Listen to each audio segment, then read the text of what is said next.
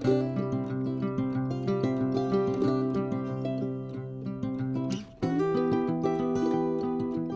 and welcome to The Bottom Line. I'm Pastor Paul Steele from Bethlehem Church in Austin, Minnesota. The Bottom Line is our weekly summary of the previous Sunday's sermon.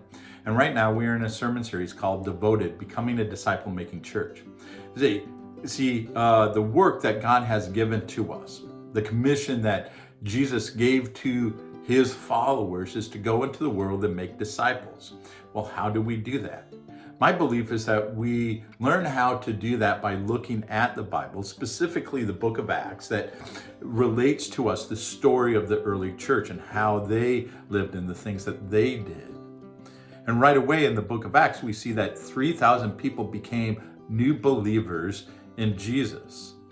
They repented, they were baptized, but now the disciples and the apostles have this dilemma. How do you move these 3,000 new believers in Jesus into maturing as disciples? And we notice that they devoted themselves to four spiritual practices.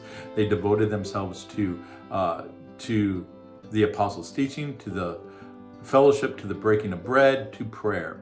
And so we've been walking through those four spiritual practices. And on Sunday, we looked at being devoted to the fellowship. Now, this isn't just about being committed to one another in relationship and hanging out together. It is about doing this work together, doing this work of discipleship with one another.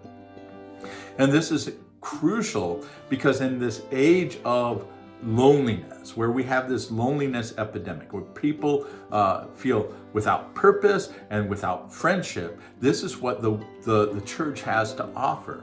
Hey, you belong here. So how do we cultivate this devotion to fellowship? First, we have to be encouraging. We need to encourage one another. In a place, in a time, in a culture when we are criticized and we're torn down and we're left without hope and we live in fear, it is important to have a place where we are encouraged. So we need to be encouraging. We also have to be generous. And so one of the things that stands out with the early church is how generous they were with what they have, because they understood that what they had was God's. It wasn't their own. They were stewards. They were caretakers of it.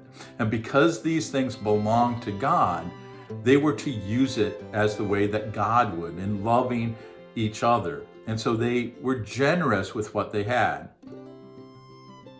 And we also notice that they were present. They were there for one another. And that is crucial.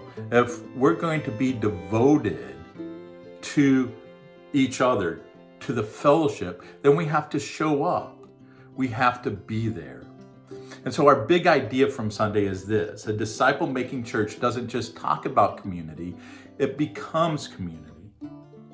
Right? We can talk about love. We can talk about all these things. We can put it as our slogan, like we are a Christian community. But if we're not making efforts to be a community, if we're not doing the things a community does, then it's just words on a screen, just words on a paper. We need to become a community and do those things.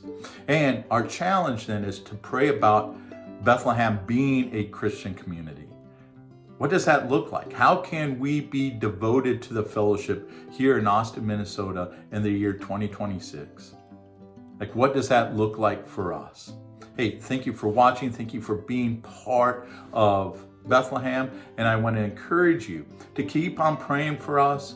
And if there's any prayer requests you'd like me to know, like me to be praying about, send me a message, leave a comment, and I'll add you to my prayer list.